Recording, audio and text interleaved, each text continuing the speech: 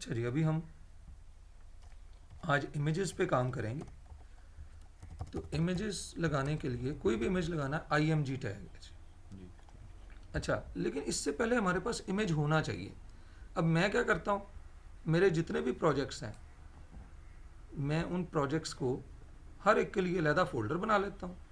मिसाल के तौर पर मैं नीलम प्रॉपर्टीज़ का काम कर रहा हूँ,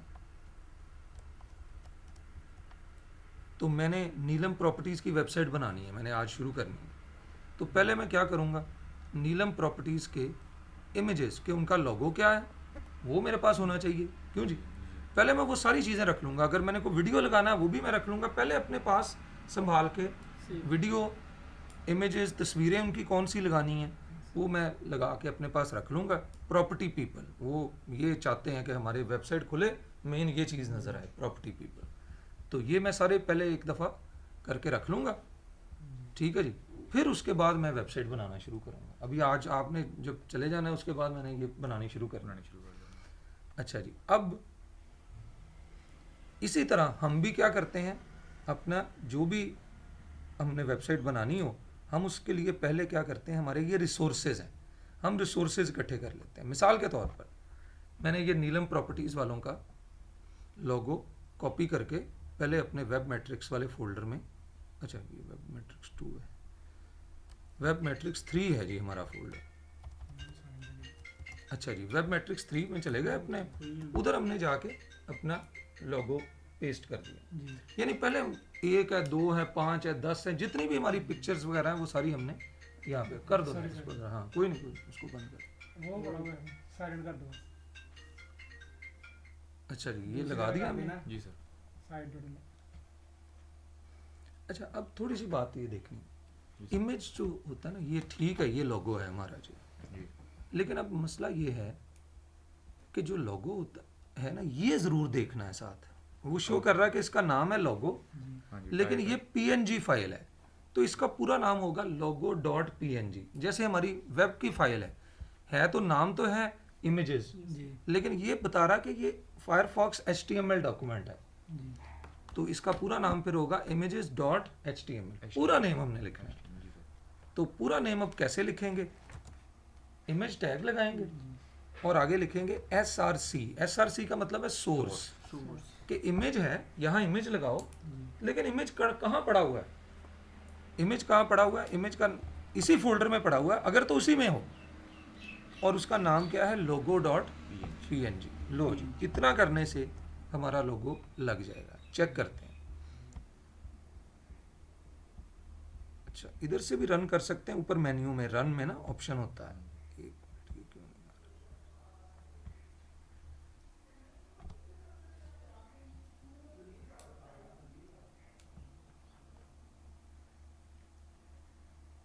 अच्छा जी, चलें आप इधर से ओपन कर लें, फोल्डर में कर लेता हूँ इमेजेस। जी सर, लो जी, हमारा इमेज लग गया। इमेज काफ़ी बड़ा है साइज में, तो हम तो चाह रहे हैं नहीं यार इतना बड़ा ना आए, क्योंकि जब इमेज आप लगाएंगे सोर्स के ज़रिए से वो जो उसकी एक्चुअल हाइट विड्थ है ना, इसे हम टेक्निकल ज़बान में रेजोल्यूशन भी कहते हैं। कैसे पता चलेगा, माउस लेकर जाएं साथ ही बता देगा, कहता है 1797। हाँ, बाय 22। अब क्या करेंगे, अब हम यहाँ पे करते हैं इसकी विड्थ क्या हो,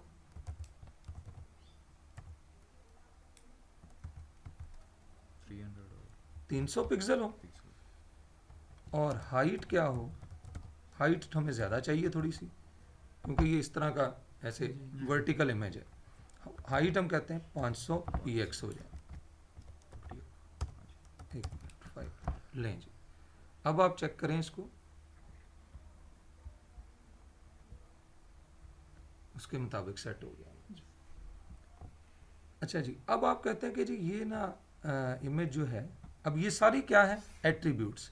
मतलब कल से अब काम पता क्या कर रहे हैं, टैग लगा देते हैं, टैग से वो चीज़ अपीयर हो जाती है। अब एक फिलॉसफी समझ लें आप, कि टैग लगा के किसी ऑब्जेक्ट को हमने वेब पेज में ऐड कर देना है, लेकिन अब उस ऑब्जेक्ट को करना है चेंज करने के लिए हमने क्या करना है, ऑब्जेक्ट तो आ गया, लेकिन उसको जो चेंज करना है, चेंज करने के लिए हम यूज़ करेंगे प्रॉपर्टीज़ या एट्रीब्यूट्स।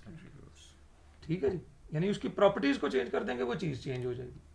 जैसे मैं आपको कहता हूँ एक बंदा है, वो क्रिकेट टीम का कैप्टन है और उसकी एज है 22 साल। आपके जहन में एक बंदे का स्केच बन जाएगा। जी सर। फिर मैं कहता हूँ एक बंदा है, वो क्रिकेट टीम का कोच है और उसकी एज है 52 साल। जी सर। एक और बंदे का, दो मुख्तलिफ बंदों का स्केच बन गया। जी सर। एक कैप्टन है और एक कोच कोच है। है। लेकिन बाद में मैं कहता हूँ यार ये बंदा एक ही है। ये बंदा 30 साल पहले कैप्टन था, स्लिम एंड स्मार्ट सा था, कैप्टन था, और अब कोच। और अब ये 52 साल का है, अब ये कोच है। जी सर। हुआ क्या? और टैग एक ही है, बंदा एक ही है, जी सर। उसकी प्रॉपर्टीज को चेंज change किया। एक प्रॉपर्टी क्या कि उसका रोल पहले क्या था, कैप्टन, अब कैप्टन रोल क्या हो गया, कोच। एज उसकी पहले क्या थी, 22 साल, अब क्या होगी, 52 साल। वो चेंज हो गया बिल्कुल। इसी तरह हमारा इमेज भी चेंज हो जाएगा। हम अपने इमेज की प्रॉपर्टीज को चेंज करके उसे चेंज कर लेंगे, मतलब उसकी पोजीशनिंग, उसकी सेटिंग, ये सारी चेंज कर लेंगे। अब मैं इसको कहता हूँ अलाइन। ये लेफ्ट साइड पर बाय डिफॉल्ट आ रहा है। जी। मैंने क्या किया, अलाइन राइट। Right right. अब चेक करते हैं, इमेज राइट पे आ गई। अच्छा, अलाइन सेंटर काम नहीं करेगा, हालांकि पैराग्राफ को करना हो तो पैराग्राफ पे करता है काम। जी। इमेज पे अलाइन सेंटर नहीं काम करता। चेक करते हैं, वैसे लगा दिया लेकिन काम नहीं करेगा। सेंटर पे भी वो लेफ्ट कर रहा है बाय डिफॉल्ट। Ji sir. अच्छा देखो, अगर किसी बंदे को सॉरी किसी टैग को, कोई एट्रीब्यूट को वैल्यू ना दें, तो आपके जहन में एक सवाल आता है कि सर अगर वैल्यू ना दें तो उसकी क्या वैल्यू होगी। जैसे बॉडी का बीजी कलर जो है, जी। जब बीजी कलर नहीं देते तो बीजी कलर क्या होता है, वाइट। वाइट। यानी अगर ना दें तो तब भी उसकी कोई ना कोई वैल्यू होती है, और उस वैल्यू को कहते हैं डिफॉल्ट। Default by default. ठीक है जी। जी सर। इसकी छोटी सी मिसाल बता देता हूं, डिफॉल्ट वैल्यू क्या होती है। इसकी मिसाल समझनी है बड़े गौर से, अब ताकि सारी ज़िंदगी पर याद रहे। एक शॉप है, वो बिरयानी की प्लेट देते हैं, उसमें उन्होंने सेट किया हुआ है 100 ग्राम चावल होंगे और 100 ग्राम चिकन होगा जी। और 50 ग्राम मसाले मसूले, वो सारा कुछ होगा। तो एक पाव वो 250 ग्राम टोटल चीज़ें बन जाएंगी। अच्छा, लेकिन शॉप के ऊपर लिखा हुआ है कि हम आपकी जो है ख्वाहिश के मुताबिक बिरयानी की प्लेट भी मुहैया करते मुहैया हैं। करते हैं। अच्छा, वहाँ पे आप जाके उन्हें कहते हैं मुझे भाई चिकन ज़्यादा होना चाहिए, 100 ग्राम ही चावल होने चाहिए, लेकिन चिकन कितना होना चाहिए, वो 200 ग्राम होना चाहिए। और एक बंदा कहता नहीं यार मुझे तो चावल ही ज़्यादा चाहिए, चिकन तो चाहे ना ही हो, बस टेस्ट आए चिकन का, मुझे चिकन मना है, मुझे बिरयानी दे दो उसमें चिकन 0 ग्राम हो और बिरयानी जो है 200 ग्राम हो। जी सर। अब ये जो हम ऑर्डर पे प्लेट बनवा रहे हैं ना, ये डिफ़ॉल्ट नहीं है, ये डिफ़ॉल्ट वैल्यू नहीं है, ये हम वैल्यू खुद दे रहे हैं खुद दे। कि राइस इतना हो, चिकन इतना हो। जी। लेकिन जो हम जाके कहते हैं यार प्लेट दे दे यार एक, अब उसमें नहीं बताते कि कितने राइस हो, कितने, बस यही कहते हैं यार प्लेट दे दे। वो कहता है जी आ लो जी, पैसे पैसे दो जी, ला लो प्लेट। ये क्या है, ये डिफ़ॉल्ट। बस याद रखना है, जितने भी टैग्स होते हैं उनके एट्रीब्यूट हम ना भी लिखें, उनके एट्रीब्यूट होते हैं। यानी बिरयानी वाले को ना भी बताएं कि इतने राइस है या इतने वो है, उसने तब भी हमें राइस और जी जी। चिकन वाली ही प्लेट प्लेट देनी दे है। रही है। इसी तरह जो टैग्स हैं, टैग्स के एट्रीब्यूट भी ऐसे ही होते हैं।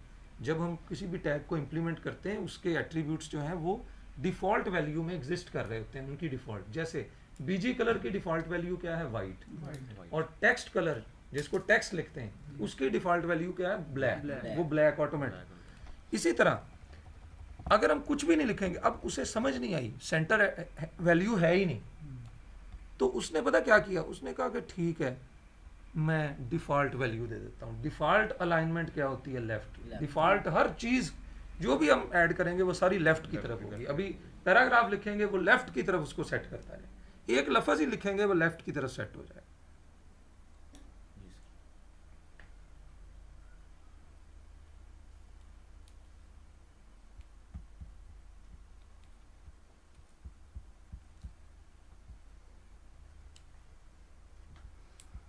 अब हम इसको सेंटर में करना चाहते हैं, तो अब मसला यही आ गया ना कि अब सेंटर में कैसे करें। जी तो एक बड़ा ज़बरदस्त टैग है हमारे पास। अगर कोई भी डाटा सेंटर में ना हो रहा हो या आपको याद ही ना हो कि अलाइन कैसे करना है इसको, तो एक टैग है, उस टैग का नाम ही क्या है, सेंटर टैग। ये हर चीज़ पे चलता है, चाहे कोई पिक्चर हो, चाहे कोई टेबल हो, चाहे कोई पैराग्राफ हो, हर चीज़ पे ये टैग चलता है, सेंटर टैग। जी अब हमारा अलाइन सेंटर से बात नहीं ना बन रही थी, हमने क्या किया, सेंटर टैग लगा दिया, चेक किया, इमेज हमारा सेंटर में आ गया। अच्छा जी, इमेज के इर्द गिर्द बॉर्डर लगाना है, तो यहाँ पे हम करेंगे बॉर्डर, और उसको दे देंगे हम। बता देंगे कितने पिक्सल से, मैं कहता हूँ 5px, 5 पिक्सल, तो 5 पिक्सल का 300 पिक्सल उसकी विड्थ है, तो 5 पिक्सल का इसके इर्द गिर्द ब्लैक कलर का बॉर्डर आ जाएगा। ठीक है, बॉर्डर को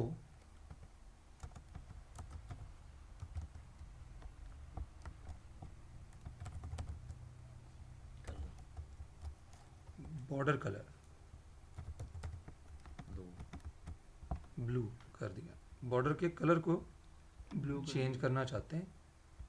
अच्छा, बॉर्डर कलर नहीं वर्क कर रहा।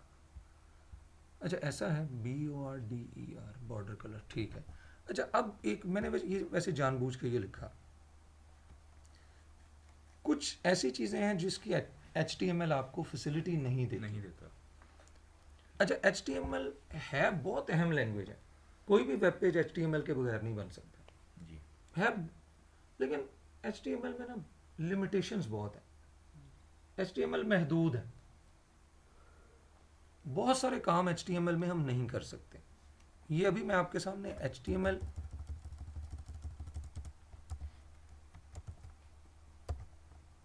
अगले वीक में हमने ये शुरू करना है, इसे कहते हैं CSS।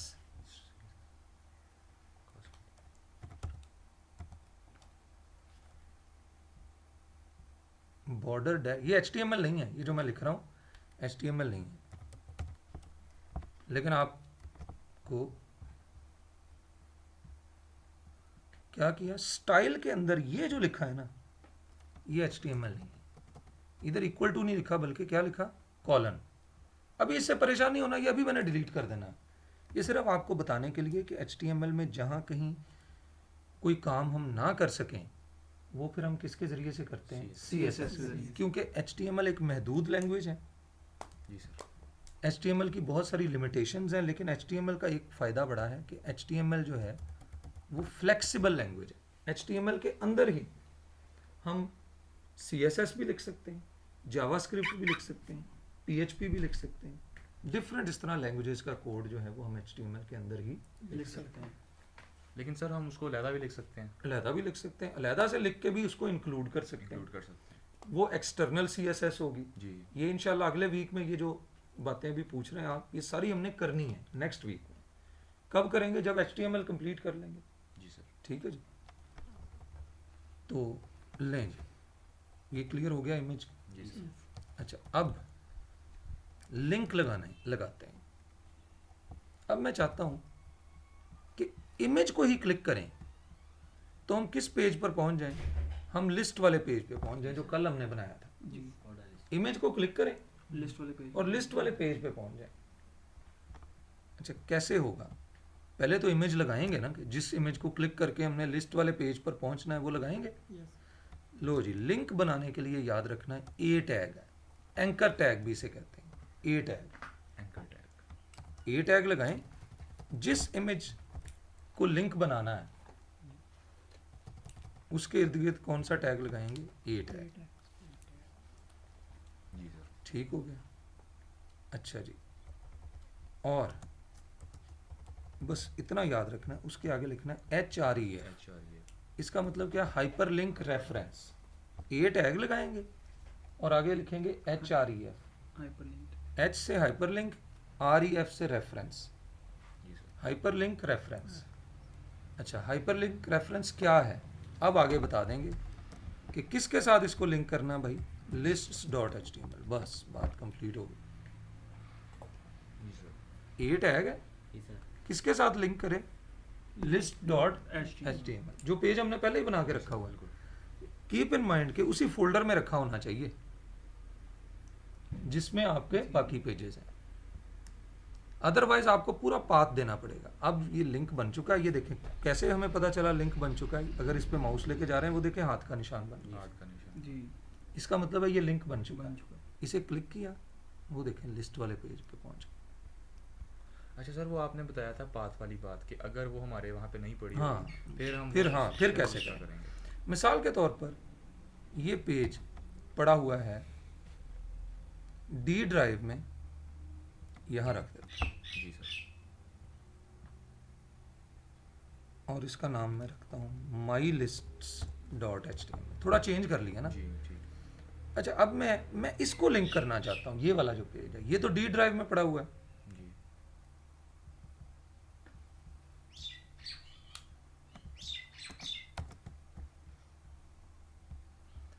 अब मैं कहता हूँ जी लिस्ट वाले से लिंक ना करो, बल्कि माई लिस्ट वाले से करो। हाँ जी। ये लिंक नहीं होगा, एरर देगा। लिंक अपनी तरफ से शो करेगा लिंक हो गया, लेकिन जैसे ही क्लिक करेंगे एरर देगा, कहेगा फाइल नॉट फाउंड, मुझे तो वो मिली ही नहीं माई लिस्ट डॉट HTML। जी सर। हम उसे कहेंगे यार मुझसे गलती हो गई, माई लिस्ट डॉट HTML तो कहाँ पड़ा हुआ है, वो तो डी ड्राइव में है, साथ ड्राइव का भी देंगे, जी सर। अब चल जाएगा। यानी उसका पूरा पाथ देंगे, अब करें चलेगा। जी सर, ठीक है। हम्म।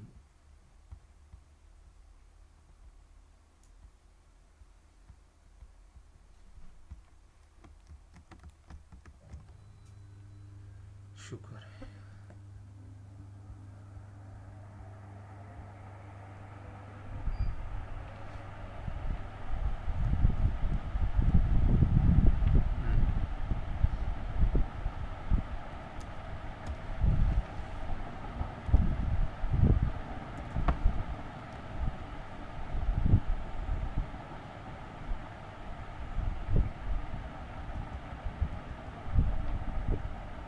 चलना चाहिए।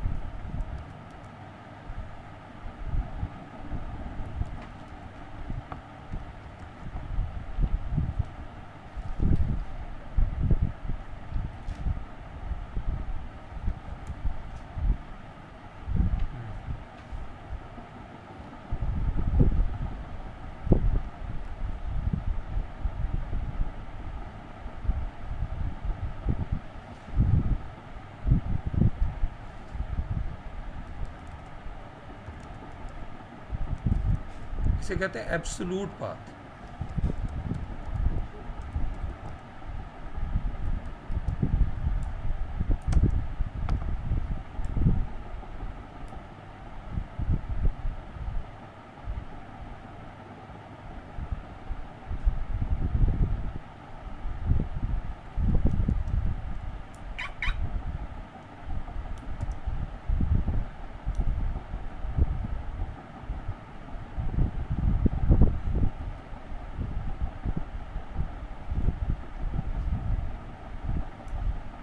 स्लैश वगैरह कोई चक्कर है। जस्ट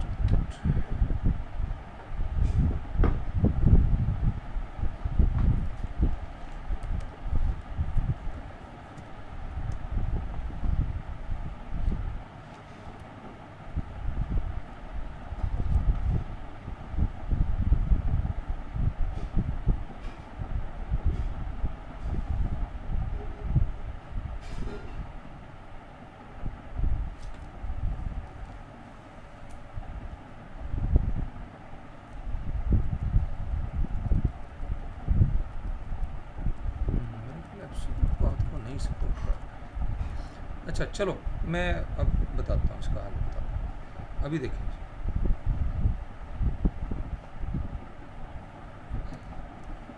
मिसाल के तौर पर ये पड़ा हुआ है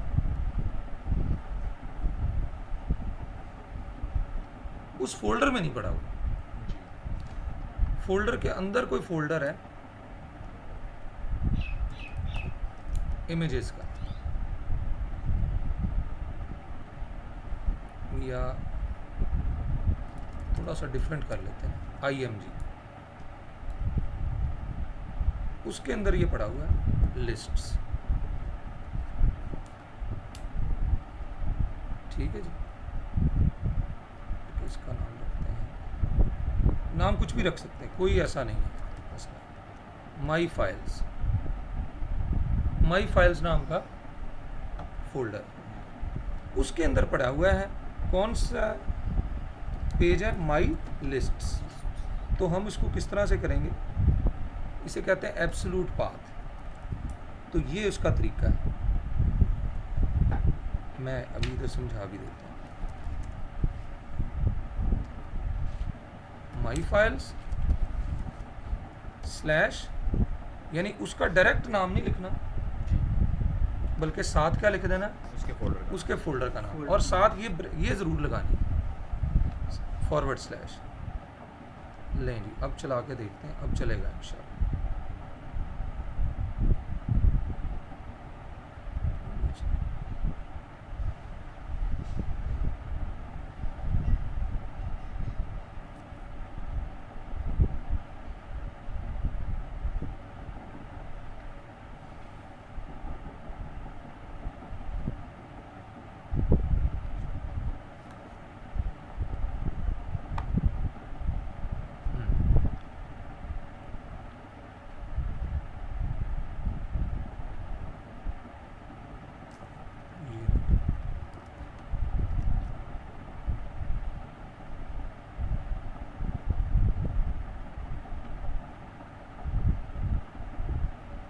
ठीक है जी, क्लियर। यानी ऐसा, ये कब ऐसा करना है, जब हमारी फाइल्स उस फोल्डर में ना हो जिस फोल्डर, अभी इस फोल्डर में माई लिस्ट कोई नहीं है, बल्कि किस में है, माई फाइल्स है। तो अब क्या करेंगे, आप बताएंगे, पहले कंप्यूटर को बताएंगे कि भाई इस फाइल को लिंक करो माई लिस्ट को, लेकिन माई लिस्ट जो है ना वो माई फाइल्स नाम के फोल्डर में पड़ी हुई है। तो पहले लिखेंगे माई फाइल्स स्लैश, फिर आगे उस फाइल का नाम। ठीक हो गया। अच्छा, अभी ये जो था ना, ये था इमेज लिंक, किसी इमेज पे क्लिक करके जा रहे थे। अब मैं आपको बताऊंगा टेक्स्ट लिंक। लिंक दो किस्म के होते हैं, इमेज लिंक और टेक्स्ट लिंक। अब मैं यहाँ पे एक टेक्स्ट लिखता हूँ, क्लिक हियर, BR लगा देते हैं। BR किस लिए होता है, डेटा को अगली लाइन। अच्छा ये देखो, BR ना मैं लगाता तो क्लिक हेयर जो है ना वो तस्वीर के साथ ही लिखा हुआ आ जाता है, ये यहाँ आ जाए, ये आ गया। ठीक है जी। अच्छा, अब मैं चाहता हूँ या कोई हेडिंग है, मैं हेडिंग लगाता हूँ। अच्छा, हेडिंग में तो वैसे ही हो जाएगा ना, पैराग्राफ, हाँ वो पैराग्राफ इससे पहले लिख देता हूँ, पैराग्राफ भी ऑटोमेटिकली नेक्स्ट लाइन पे ले जाएगा। ठीक है, चलो मैं यहाँ पे BR लगा देता हूँ। BR ब्रेक रो है, एक लाइन ऐड कर देता है, ये एक लाइन आगे चला। ये सिंगल के साथ, हाँ ये सिंगल टैग, HR भी सिंगल टैग है, कल जो बताया था जी। हॉरिजॉन्टल लाइन लगाने के लिए। अच्छा, अब मैं चाहता हूँ कि ये जो क्लिक हेयर लिखा हुआ है ये एक लिंक बन जाए, तो उसी तरह AHREF equal to list dot HTML, या इसका कर देते हैं तो किसी और पेज से लिंक कर देते हैं इसको, इंडेक्स डॉट HTML से कर देते हैं।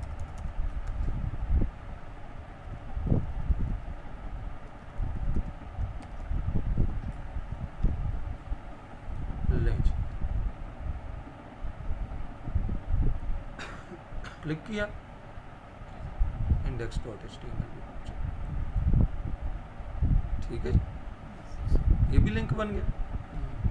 ये क्या है, इमेज लिंक। Image link. ये क्या है, ये टेक्स्ट टेक्स्ट लिंक। अच्छा, अब एक इंटरेस्टिंग चीज, अभी जितने भी लिंक थे ना, अभी चाहे तस्वीर को लिंक किया, चाहे टेक्स्ट को, वो इंडेक्स वाले पेज को किया, इन्हें कहते हैं इंटरनल लिंक। इंटरनल लिंक वो होते हैं, इंटरनल लिंक ये, मैं किसी कंपनी में काम करता हूँ या मेरी कंपनी है, मेरी कंपनी में बहुत सारे लोग काम करते हैं, उनके साथ जो मेरा कनेक्शन है उसे कहेंगे इंटरनल लिंक।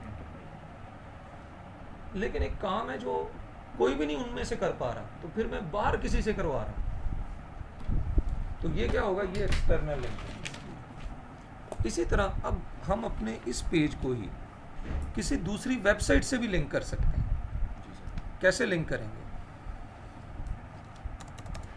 गूगल से सर? हाँ जी, गूगल से या और कोई भी से। दरसे कुरान को मैंने क्लिक किया, मैं चाहता हूँ दरसे कुरान लिखा हुआ है और इसके ऊपर भी AHREF। और उसका अब सोर्स यहाँ देना है, ए टैग के अंदर दरसे कुरान लिख दिया ना, ठीक है ना, जैसे वो लिखा था क्लिक हेयर ए टैग के अंदर। जी सर। अब याद रखना है, अगर आप चाहते हैं कोई वेबसाइट है उस पर चले जाए तो ये ज़रूर लिखना है पहले, http:// ये है जी असल गुर जो है। जब भी आपने किसी एक्सटर्नल लिंक के साथ कनेक्ट करना है तो आपको लिखना है http:// बस इतना लिख दिया, कंप्यूटर को पता चल गया कि अब मैंने इंटरनल कोई लिंक नहीं खोलना, बल्कि मैंने किसी दूसरी वेबसाइट के किसी पेज को, किसी रिसोर्स को जो है ना खोलना। www, अब आगे उसका नाम लिख दें दरसे कुरान .com, google.com, whatever। जी लेकिन ये चीज़ बड़ी अहम है जी, http:// अब चेक करते हैं, ये लिंक आ गया इधर। अगर BR लगा देते तो अगली लाइन पे चले जाना था, दरमियान में BR लगा देते। अब इस पे क्लिक किया, अच्छा नेट ऑफ हो गया, लेकिन आप देखें ऊपर लिखा दरसेकुरान.com चले गया। ये नेट चल रहा होता तो इसने दरसेकुरान.com पे चले जाना था। नेक्स्ट लाइन में ले जाना है तो यहाँ पे लगा देंगे ब्रेक। BR, ब्रेक रो, ठीक है जी। अच्छा, अब एक इंटरेस्टिंग चीज़, ये बड़ी अहम है। आपकी वेबसाइट है, अच्छा BR से क्या हुआ, ये देखिए नेक्स्ट लाइन पे चला। आमतौर पर किसी का ईमेल एड्रेस हो, वो जब तक कोई लिख के ना दे दे आपको या मैसेज ना कर दे, याद नहीं रहता। याद नहीं रहता। मैं चाहता हूँ कोई बंदा मेरी वेबसाइट पे आए और उसे मेरा ईमेल एड्रेस याद ना रखना पड़े, यानी लिखा हुआ सामने है सुहेल IT, SOHAIL, आई के बाद L आता है, फिर दोबारा आई आता है। IT वो अक्सर लोग जब तक बोला ना जाए, बता ना दिया जाए, लिखे हुए में थोड़ा बहुत कमी बेशी हो जाती है। अब मैं चाहता हूँ कि मेरी वेबसाइट पे लिखा हुआ हो मेल अस, यानी ये ना हो कि ईमेल एड्रेस लिखा हुआ हो, लिख के लोग पढ़ें, पहले पढ़ने के बाद फिर लिखें, टाइप करते हुए गलती हो सकती है। मैं चाहता हूँ ईमेल लिंक बन जाए। ईमेल लिंक कैसे बनेगा? अभी वेबसाइट, अपने लोकल पेज का लिंक भी सिखा दिया आपको, जी सर। किसी वेबसाइट को लिंक करना भी सिखा दिया। जी सर। ये टेक्स्ट से भी कर सकते हैं, इमेज से भी कर सकते हैं। सर जो आपने पहले बताया था वो इंटरनल था, वो इंटरनल था, ये अब जो ये था, ये एक्सटर्नल था। एक्सटर्नल था। और अब तीसरा है email link, internal link, external link और ईमेल ईमेल लिंक। लिंक। जी सर। अच्छा, ईमेल लिंक कैसे बनाना है? मैं कहता हूँ किसी को हमारा ईमेल एड्रेस याद रखने की ज़रूरत ना पड़े, और लोग रखते भी नहीं हैं याद। वो सिर्फ हमारी वेबसाइट के ऊपर जाके एक जगह पे क्लिक कर दें। अब इसका भी गुर ये है, ईमेल लिंक जब बनाना है तो HTTP कॉलन नहीं लगाना, जी सर। बल्कि लगाना mail to colon. Ji sir. अब मेरा ईमेल एड्रेस है सुहेल IT, मुझे तो पता है ना, मैंने अपनी वेबसाइट में ये लिंक डाल दिया। इसका फायदा क्या होगा चेक करते हैं, बड़ी जबरदस्त चीज है। अब कोई बंदा जैसे ही अगर यहाँ पे मेल एड्रेस लिखा हुआ होता जी सर। तो हो सकता वो पहले इधर से देखेगा, कहीं कागज़ पे लिखेगा, फिर जीमेल पे जाएगा, या लोगों के पास एक सॉफ्टवेयर होता है उसका नाम है आउटलुक। जी सर। ये सॉफ्टवेयर है मेल का, माइक्रोसॉफ्ट मेल। इसके ज़रिए से भी लोग ये सेट किया होता है, इसको पहले सेट करना पड़ता है। तो इसका फ़ायदा ये होता है कि अगर मैं अभी इंटरनेट नहीं भी चल रहा ना, मैं यहाँ पे एक ईमेल बना के सेंड का बटन दबा दूँ, बस इसको छोड़ दूँ, और नेट जैसे ही नेट कनेक्ट होगा इसने ऑटोमेटिक बस छोड़ के मैं चले जाऊँ, कंप्यूटर खुला रहे बस, तो खुद ही जैसे ही नेट ऑन होगा इसने ऑटोमेटिकली ईमेल भेज देंगे। या 10 ईमेल्स बना के मैं रख लेता हूँ, जब नेट ऑन होता है तो मैं उस वक्त सेंड ऑल का बटन दबाऊंगा, सारी की सारी सेंड हो जाएंगी। सारी ये सॉफ्टवेयर में बड़े इस तरह के फायदे हैं।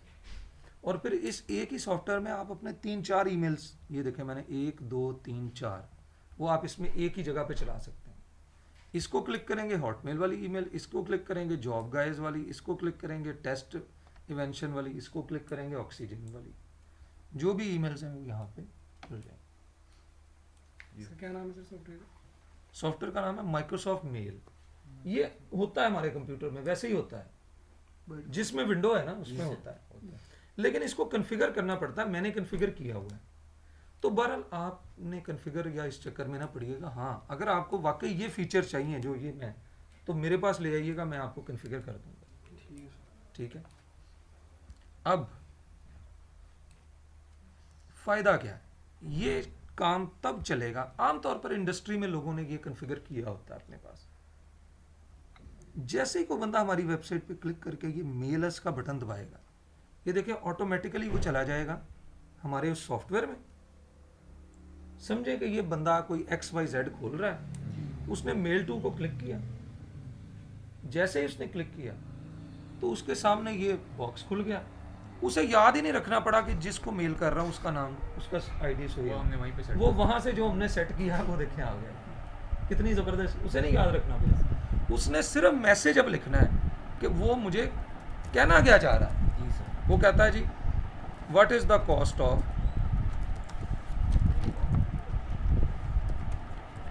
अस्सलाम वालेकुम, what is the cost of